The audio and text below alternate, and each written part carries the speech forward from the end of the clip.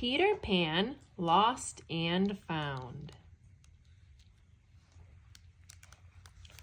All children grow up, all except Peter Pan.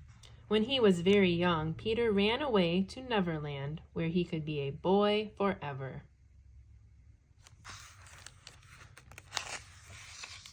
Peter didn't have parents, but he did have a very dear friend, the fairy Tinker Bell.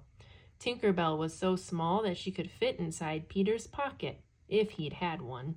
Peter didn't mind not having parents, but he did wish he had someone to tell him a story, especially at bedtime.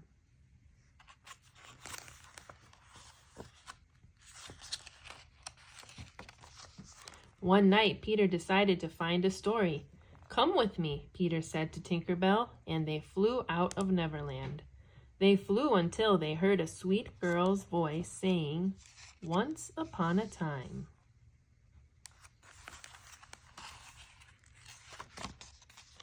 Peter and Tink snuck in a window. They listened to a girl named Wendy tell a story about Tom Thumb. Said Tinker Bell. She spoke in fairy words, which sounded like the tinkle of bells. Tink wanted to be the one to tell Peter Pan a story, but she didn't know any.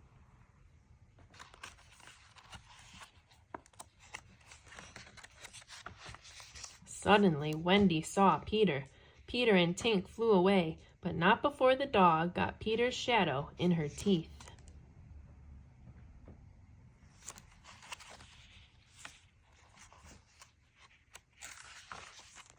After Peter and Tink flew home, Tinker Bell chimed loudly.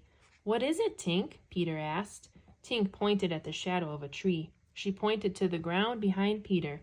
"But there's nothing there," said Peter. Then Peter understood. "Where in the world is my shadow?" he cried. "That dog must have snapped it off." Peter and Tink flew back to Wendy's house. "There you are," said Wendy. Peter forgot all about his shadow. He forgot about Tinker Bell. "What about the story you were telling?" Peter asked Wendy. "It was a happy ending," Wendy said. Tink couldn't tell Peter a story, but she would find Peter's shadow. She looked in a drawer. She started to look in pockets. Wendy saw the open drawer and shut it with a bang. Tinker Bell was trapped inside. "Does anyone hear a tinkling sound?" asked Wendy. Peter opened the drawer. Tink flew out in a fury and threw Peter's shadow to the floor. Then she flew away, trailing the sound of angry bells. "Clever Tink," Peter said. "She found my shadow." Wendy took out a needle and thread. With careful stitches, she sewed Peter's shadow to his feet. "Clever, Wendy," Peter said. "That didn't hurt a bit." Then with a wave, Peter flew out into the night. "Don't go, Peter," Wendy cried. "Please come back. I know lots of stories." Back in Neverland, Tink was still angry.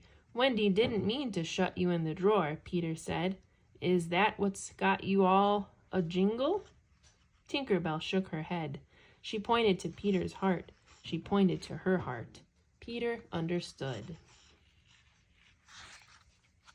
"Wendy is my new friend," Peter said. "And you are my dear old friend. There's room in my pocket for both." Tink tugged on Peter's shirt. "I very well know I have no pockets," Peter said. "By pocket, I meant heart." Tink's laugh rang as bright as gold bells. "Now come along, Tink," said Peter Pan. "Let's find out how the story ends." The end.